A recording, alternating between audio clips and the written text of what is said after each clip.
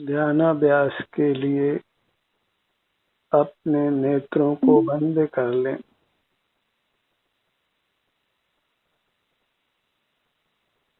अपना मुख अपनी ओर कीजिए। अपना मुख अपनी ओर करने से ही धर्म का प्रारंभ होता है और धर्म की पूर्णता भी अपना मुख अपनी ओर करने से होती है।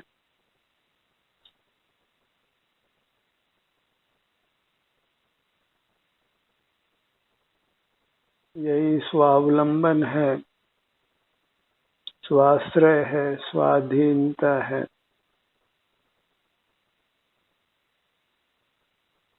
जिससे जीव उत्तम सुख को प्राप्त करता है।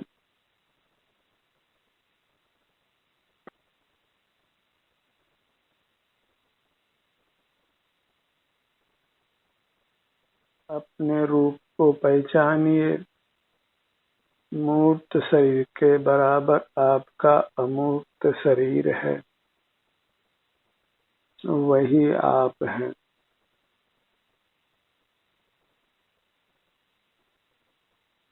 अपने को आंखों से नहीं देखा जा सकता है। दर्पण में या कैमरे में अपनी फोटो नहीं आती है। जो कुछ दिखाई देता है वह सब मूर्त है, अचेतन है और जीव का स्वरूप नहीं है।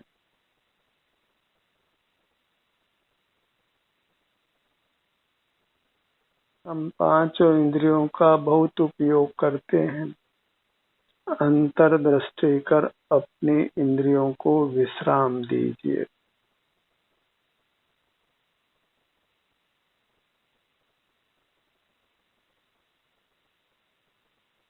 इंद्रियों को विश्राम देने से ही मोक्ष मार्ग का प्रारंभ होता है। मन भी एक इंद्रिय है, जिसको शास्त्रीय भाषा में नो इंद्रिय कहते हैं।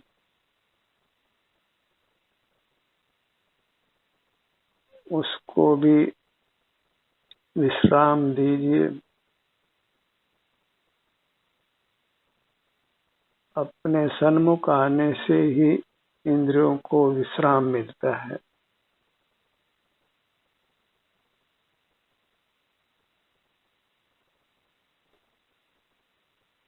इंद्रियां थकती है तो हम ही थकते हैं, हम ही तनाव में आ जाते हैं, क्योंकि इंद्रियों के माध्यम से हम ही ज्ञान करते हैं।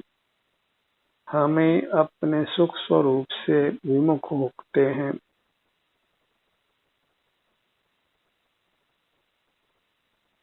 इसलिए पांचों इंद्रियां हमको थकाती है।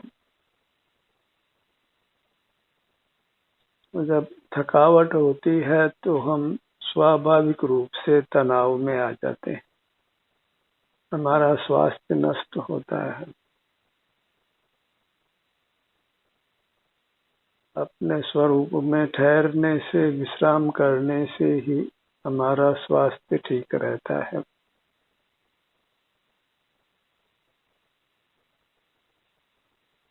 स्वास्थ्य ठीक रखने के लिए नाना जीव नाना प्रकार की बातें करते हैं, पर अपने में स्थित रहने से ही जीव स्वस्थ रहता है। डॉक्टर वैद्य सब पराधीन उपाय बताते हैं और पराधीनता से स्वास्थ्य की प्राप्ति नहीं होती है।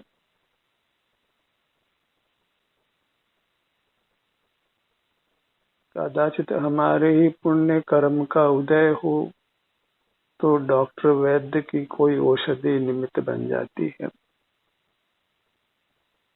पर बीमारी हम तब पड़ते हैं जब पाप का उदय होता है, और जब पाप का उदय हो तो डॉक्टर वैद्य क्या कर सकते हैं। पाप के उदय को भी टाला जा सकता है यदि हम अपने सन्मुख हों। इंद्रियों को, मन को विश्राम दें। और अपनी मुद्रा का आश्रय करें, क्योंकि अपनी मुद्रा के आश्रय से परमात्म पद मिलता है, तो फिर रोगों से मुक्ति पाना तो सहज है।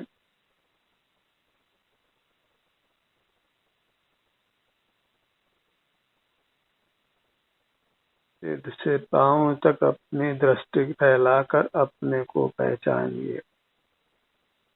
ये मैं हूँ, ये मेरी दिव्य काया है। यही मंगल है, उत्तम है और शरणभूत है।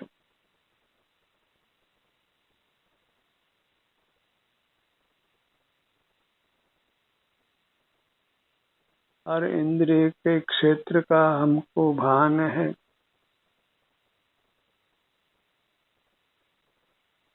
अंतर्दृष्टि से हमको हमारे इंद्रियों के अमूर्त क्षेत्र लक्ष्य में आते हैं। स्पर्शन इंद्रिय का विस्तार सर्वांग में है।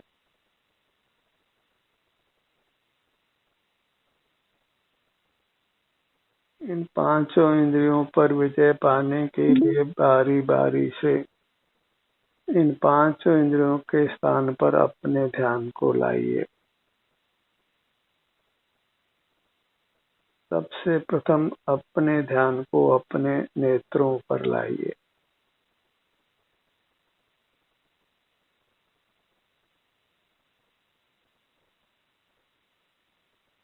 अपने पलकों से हमने नेत्रों को बंद किया है, उसका एहसास कीजिए।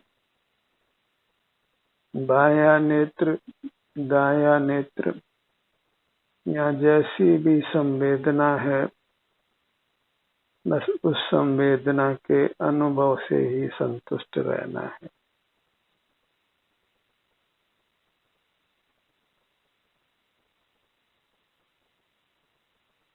कुछ मूर्त पदार्थों को देखने में हमारा किंचित भी हित नहीं है। जब अपने सन्मुख रहते हैं तो हमें शांति का अनुभव होता है, और ये बात ख्याल में आती है कि मूर्त पदार्थों को देखने से कुछ भी सुख की उपलब्धि नहीं है।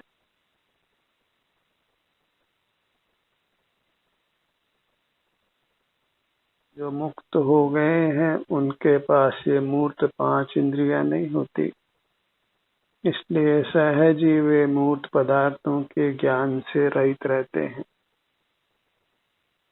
और उनको मूर्त पदार्थों के प्रति कोई रागाधिक नहीं होता। जिस पदार्थ को जाना ही नहीं जाता उसके प्रति राग द्वेष नहीं होता, क्योंकि वे जगत के किसी पदार्थ को जानते नहीं हैं, इसलिए उनको किंचित भी राग द्वेष नहीं हो सकता है। और स्वयं स्वयं के सन्मुख जब जीव होता है तो कर्म के संबंध से छूट जाता है और फिर उसको सर्वांग में स्वतः ही आनंद का अनुभव होता है, जिस आनंद की उपलब्धि किसी प्रकार भी इंद्रियों से मन से नहीं हो सकती। और उस आनंद को पाने के लिए इंद्रियों मन की आवश्यकता नहीं है, मूर्त काया की भी आवश्यकता नहीं है, केवल कर्म क्षय की आवश्यकता है, और वह कर्म क्षय अपने सन्मुख होने से हो जाता है। अपने सन्मुख होने के लिए बस सारी वृत्तियों को सिमेट लेना है। बाहर से नाता तोड़कर अपनी अमूर्त काया से ही नाता करना है, उसी के सन्मुख बने रहना है और अल्पकाल में परमात्मा पद को पा लेना है। जब अपने सन्मुख होते हैं तो हम निर्विकल्प होते हैं, वीतराग होते हैं, और वही ध्यान की कसौटी है। जिस परिणाम से वीतरागता हो वह परिणाम धर्म है, और जिस परिणाम के साथ राग आदि व्युत्पत्ति हो, शुभ शुभ राग हो, वही अधर्म है। राग द्वेष के परिणाम अधर्म है और वीतरागता धर्म है। और अपने सन्मुख होने से हम निर्विकल्प होते हैं, वीतराग होते हैं, इसलिए अपने सन्मुख होना धर्म है। और अपने सन्मुख होने पर भी यदि वीतरागता नहीं हो तो फिर धर्म ही नहीं होगा। जिस क्षण भी हम अपने सन्मुख होते हैं उस क्षण हम 100% वीतराग होते हैं। ये अलग बात है कि बहिर्मुख हो जाते हैं तो फिर रागादिक दोष उत्पन्न हो जाते हैं, पर जिस क्षण हम अपने सन्मुख होते हैं उस क्षण हम पूर्णतया निर्विकल्प होते हैं, वीतराग होते हैं, और कषाय से होने वाला दुख हमको नहीं होता। कषाय से अशांति होती है और कषाय नहीं होने से शांति होती है। इसलिए अपना ध्यान अपने सिर से पांव तक लाने पर नियम से शांति का अनुभव होता है, भले शरीर में वेदना क्यों न हो। वेदना जनित दुख भी है और रागादिक नहीं होने से सुख भी है। ऐसी वीतराग दशा ध्यान के समय होती है। तो छद्मस्त अवस्था में जब तक मुक्ति नहीं हो तो ध्यान के समय में सुख दुख दोनों ही हो सकते हैं। दोनों के साथ होने में कोई विरोध नहीं है। शारीरिक दुख हो सकता है लेकिन मानसिक दुख नहीं होता, और स्वसन्मुख होने से हमें स्वाभाविक सुख होता है। स्वाभाविक सुख के साथ शारीरिक दुख हो सकता है, पर जब हम मूर्त काया से छूट जाते हैं तो फिर शारीरिक दुख नहीं होता, मात्र सुख ही होता है। वही परमात्म दशा है। अपने ध्यान को अपने दोनों कानों के भाग पर लाइए। इन पांचों इंद्रियों से बाह्य पदार्थों का ज्ञान नहीं करना है। बस इसलिए इन इंद्रियों के स्थान पर ही अपने ध्यान को लाकर हम वीतराग होते हैं।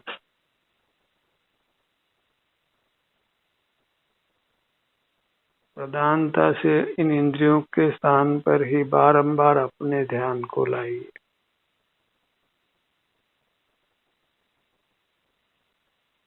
नेत्र युगल, कर्ण युगल,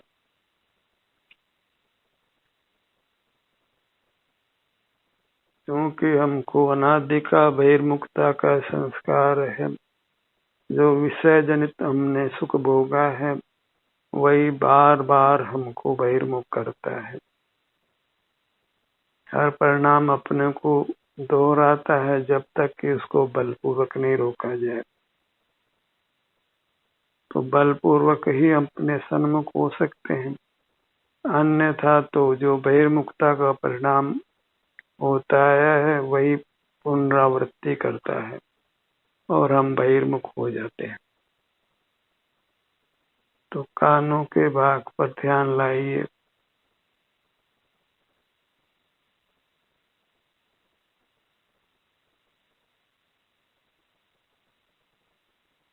और आराम की स्थिति है तो फिर बाह्य प्रवृत्ति को रोकिए, क्योंकि आराम की स्थिति होने पर जीव सहज ही बहिर्मुख होता है।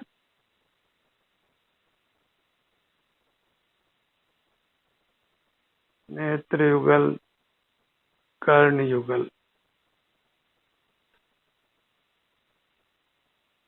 हर भाग में जो भी सुख की स्थिति है वह हमारे अनुभव में आती है, और सुख की पूर्णता क्रम से ही होती है। इसलिए हमें धैर्य रखने की आवश्यकता है।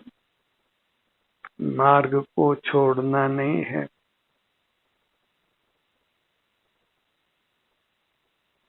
अपने दोनों नथनों के भाग पर आइए।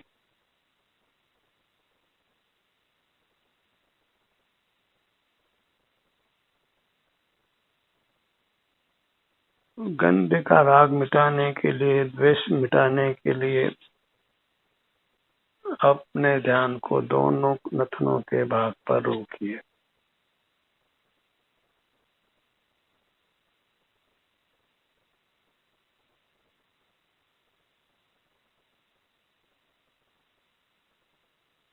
जो 5 इंद्रियों के विषयों का संस्कार है, उसको हम अपनी इंद्रियों के भाग पर अपने ध्यान को लाकर ही रोक सकते हैं।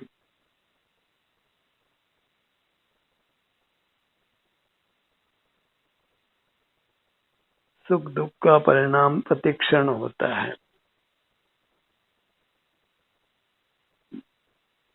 भले हम जाग रहे हों, सो रहे हों, मूर्छा में हों, शारीरिक आराम वेदना, इन दो में से एक स्थिति अवश्य होती है, या फिर वैश्विक सुख दुख का परिणाम होता है।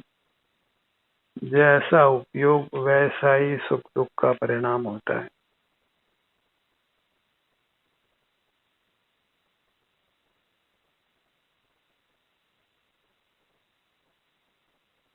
बायां नथना, दायां नथना,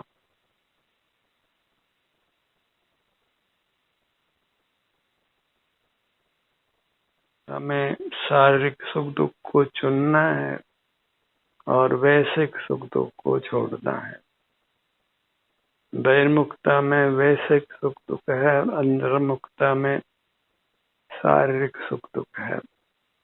वह अपने अमूर्त शरीर में ही है। मूर्त शरीर में सुख दुख का होना संभव नहीं। एक स्थान में दोनों मिले हैं, मूर्त शरीर और अमूर्त शरीर, तो उसका परस्पर भेद ज्ञान करना है। मूर्त शरीर में स्पर्श आदि होते हैं, जबकि अपने अमूर्त शरीर में अंतर्दृष्टि करने पर केवल शारीरिक सुख दुख ही अनुभव में आता है,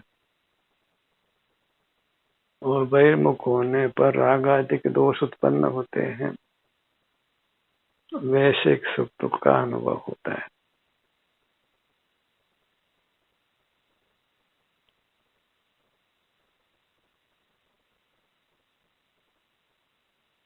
अपने ध्यान को अपने जीवा भाग पर लाइए।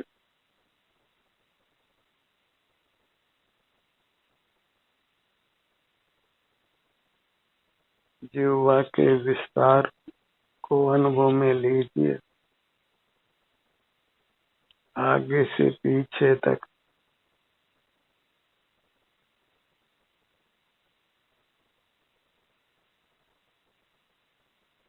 अब अपने ध्यान को अपने स्पर्शन इंद्रिय पर लाइए। सिर से पांव तक स्पर्शन इंद्रिय है, त्वचा का भाग है, सर्वत्र ही त्वचा है के सन्मुख होकर स्पर्श के ज्ञान से अपने आप को बचाना है।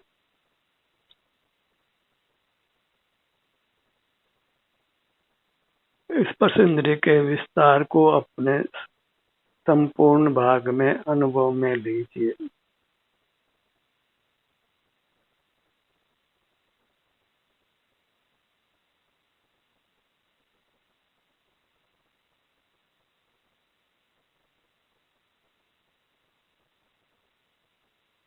जितना इंद्रियों का उपयोग उतना ही लंबा संसार होता है। प्राय जीव रागादिक को तो दोष रूप जान लेते हैं, पर इंद्रिय ज्ञान को दोष रूप नहीं देख पाते, इसलिए स्वच्छंद रहकर इंद्रिय ज्ञान करते हैं। हिंसा, झूठ, चोरी, कुशील, परिग्रह, इनको 5 पापों के रूप में जानते हैं। क्रोध, मान, माया, लोभ, इनको कसायों के रूप में जानते हैं। हास्य, रति, अरति, शोक, भय, जुगुप्सा, स्त्री वेद, पुरुष वेद, नपुंसक वेद, इनको 9 कसायों के रूप में जानते हैं। और इस प्रकार इन कसायों को और 9 कसायों को जीव बुरा जानते हैं। कसाय को बुरा जानना तो सुगम है, पर जो 9 कसाय हैं, हास्य, रति, अरति, शोक, भय, जुगुप्सा, स्त्री वेद, पुरुष वेद, नपुंसक वेद, इन 9 कसायों को प्राय जीव बुरा नहीं जानते हैं। और 9 कसाय तो वास्तव में कसायों से भी ज्यादा बलवान होती है।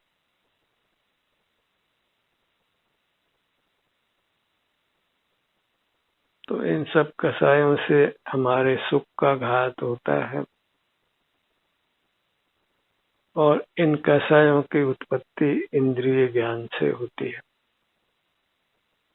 5 पापों, 4 कसायों, 9 कसायों, इन सब का जनक हमारा इंद्रिय ज्ञान है। हमें उस इंद्रिय ज्ञान से अपने आप को बचाना है, तो सहज ही कसाय 9 कसाय पाप परिणाम उत्पन्न ही नहीं होंगे। इस प्रसंग का विस्तार संपूर्ण काया में है और कदाचित उपयोग में कोई भाग नहीं आता हो तो अपने हथेलियों को स्पर्श इंद्रिय पर फिराकर उसको महसूस कर सकते हैं। अपनी हथेलियों को अपने स्पर्श इंद्रिय पर ले जाकर हम उस भाग को अनुभव में ले सकते हैं। वहाँ की सुख दुख स्थिति को अनुभव में लिया जा सकता है। वहाँ आराम है या वेदना है, तो उस भाग पर अपने हथेली को ले जाकर हम अनुभव कर सकते हैं। इस प्रकार 5 इंद्रियों के क्षेत्रों का परिचय कर वहाँ अपने ध्यान को रोकिए। नेत्र, कर्ण, नथुने, जिह्वा और त्वचा का भाग।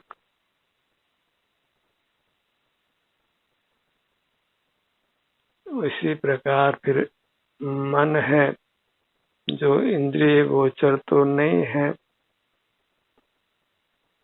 पर वह सूक्ष्म मूर्त रूप हमारे सीने के मध्य में है, उससे हम विचार कर पाते हैं।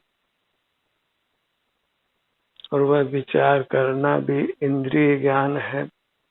इसको भी लोग प्राय बुरा नहीं जानते। ये सब अपने स्वभाव से विरुद्ध भाव है। स्वभाव आत्यंतिक निर्विकल्प है। अंतर्दृष्टि करने पर जब कर्मों का क्षय हो जाता है तो न फिर इंद्रिय ज्ञान होता है, न कोई पाप परिणाम, न कोई कसाय होती है, न फिर काय चेष्टा है, न वचन चेष्टा है।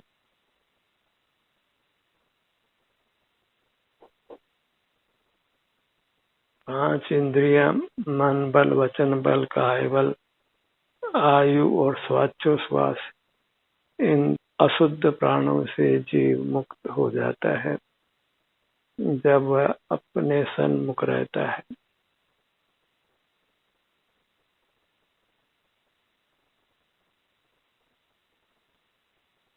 अपने सीने के मध्य में अपने ध्यान को रोकिए।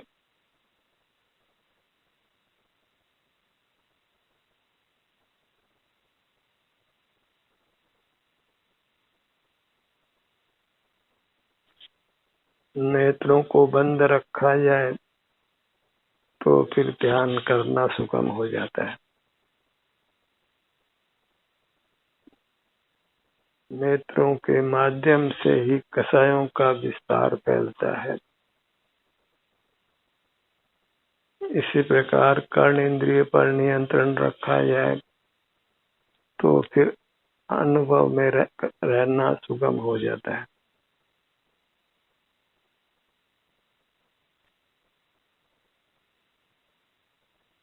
इसी प्रकार घ्राण इंद्रिय, रसना इंद्रिय और स्पर्श इंद्रिय संबंधी ज्ञान से हमें अपने आप को बचाना है।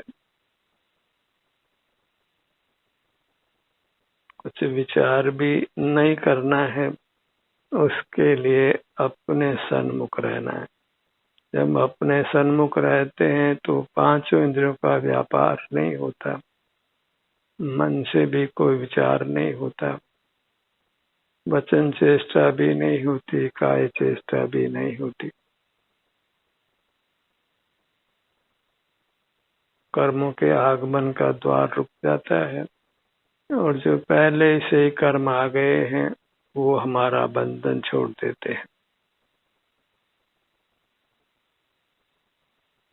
अपनी पूरी मूर्त को लक्ष्य में लीजिए और जब कभी मन की चंचलता हो तो शरीर के जिन भागों में खिंचाव उत्पन्न करना संभव है मनोयोग से ही, तो उन भागों पर खूब खिंचाव दीजिए।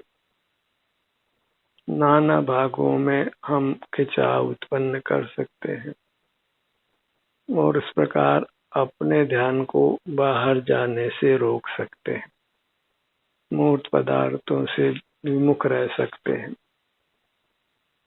तो मूर्त पदार्थों से ही राग द्वेष होता है, तो उस राग द्वेष से हम छूट जाते हैं।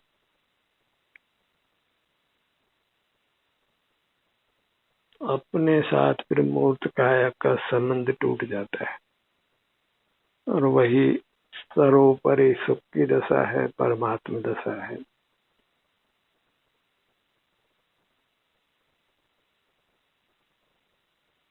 अपनी पूरी मूर्त पर अपने ही प्रेरणा से, अपने सुझाव से अपने ध्यान को स्थिर करिए।